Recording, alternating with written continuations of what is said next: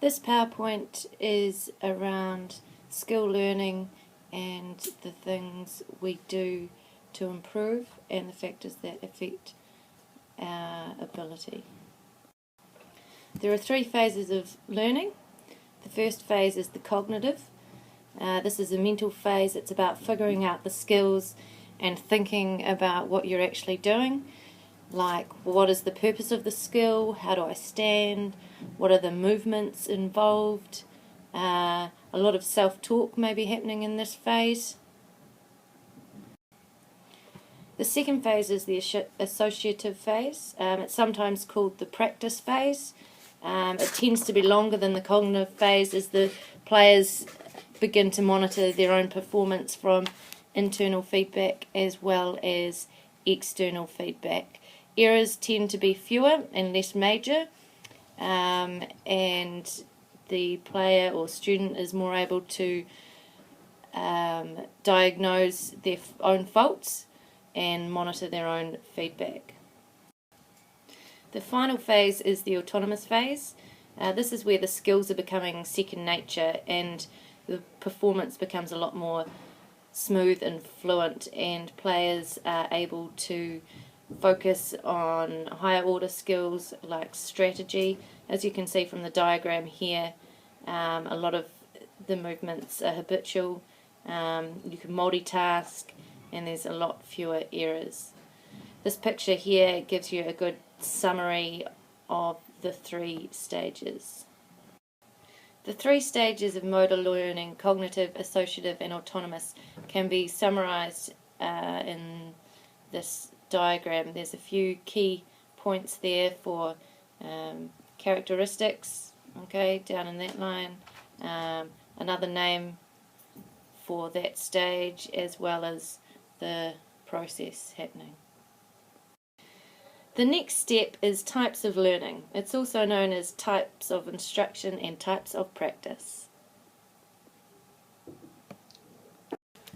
Types of learning. Whole learning versus part learning. Skills can be taught in their entirety or broken into smaller parts which are taught separately. The method used is determined by the complexity and or the ability of the player. So as you can think about what we did in the double period on Tuesday in volleyball in the first session, we did whole learning for the overhand topspin serve, and we did part learning for the dick where you had to move your feet and get the ball between your legs as opposed to digging. Whole learning. So ideally a skill should be taught as a whole so the student, or you in this case, can appreciate the complete movement and execution of a skill. So the whole method of instruction can sometimes mean that you are having to handle a really complex movement initially, but then, as we'll see on the next page over, that's when we break it down into smaller parts.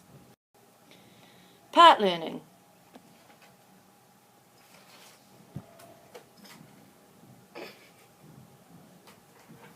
When a skill is complex or is considered slightly dangerous for the athlete or student, then it is more appropriate to break down the complex movement into its smaller parts, so that the parts can be taught separately and then linked together to develop the overall skill.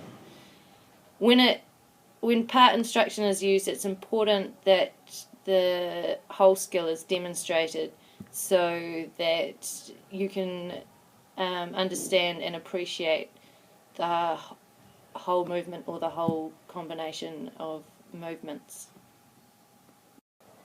Massed versus distributed practice. Mass practice is continuous, as you know. The skill is repeated for a period of time without interruption, often until the skill is learned. Distributed practice has breaks and is often varied because there's a wider range of activities. There may not be enough specific focus on the skill that you are trying to target. Classification of a skill.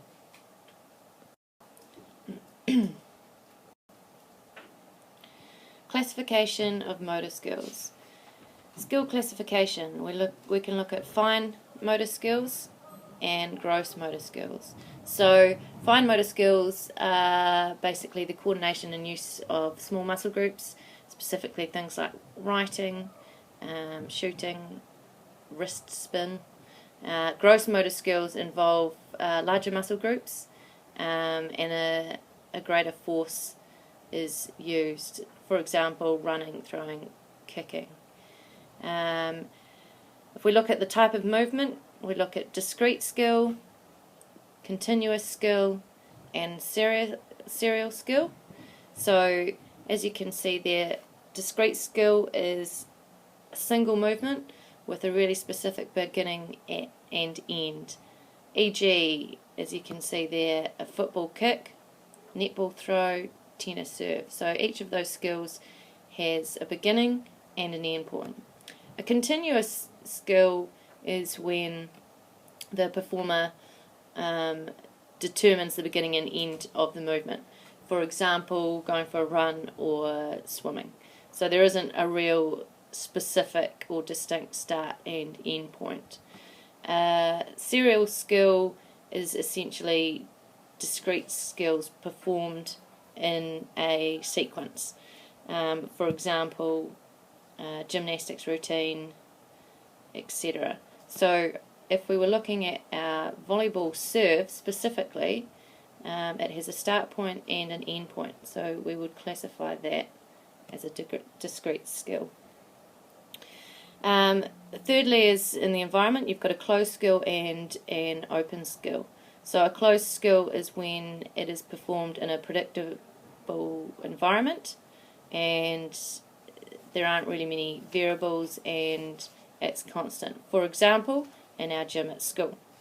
An open skill is when the environment is more varied and unpredictable.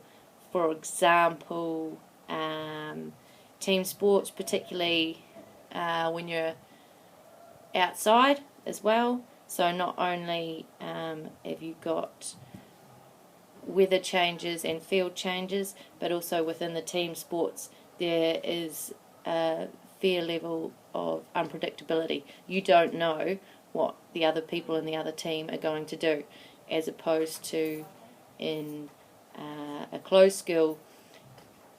For example, say 10-pin bowling, the pins will always be in the same spot.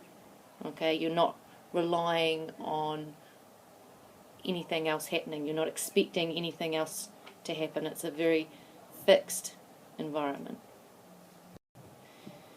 Factors that affect skill learning. So we've got the learning environment, memory. For example, short-term memory helps people to retain information. Long-term memory is where information is received and reinforced through practice and repetition, so it is retained. So essentially short-term, if it's not rehearsed and practiced, it generally is lost, and long-term you tend to be able to replicate that movement again. It becomes permanent. Feedback. It's comes from two forms. You can have external or internal feedback.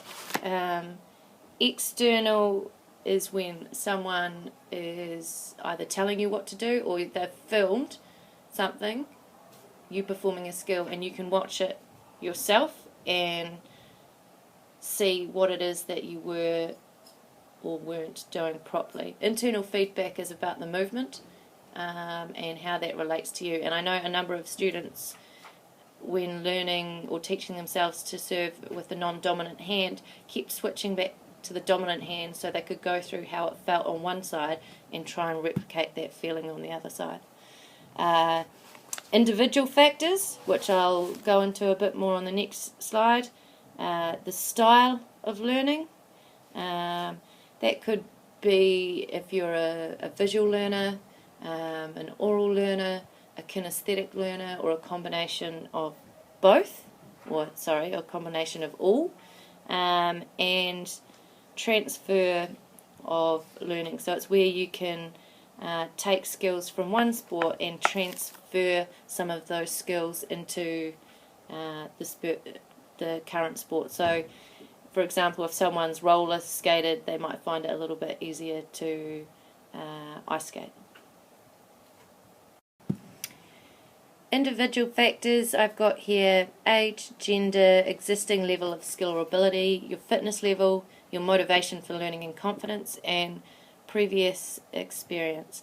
Obviously, age can have a reasonable impact. The younger you are, it is often easier to learn a new skill, as long as you've got some of the basic hand-eye coordination and things like that already developed. It is harder for older people to learn a new skill. Gender, there are differences, particularly in physique, between males and females. Existing level of skill or ability, that's essentially, have you played that sport before, had training, watched, observed, all those sort of things. Fitness level has an impact on many things. In volleyball, it could be to do with your ability to jump and move around the court. In something like football, it'll have a bigger impact in relation to your cardiovascular fitness. Motivation for learning and confidence. What is it that you're enjoying or not enjoying? Are you interested in developing your skills or not interested in developing your skills? And that can have a huge impact on how you progress. And previous experience. What experience do you already have of volleyball?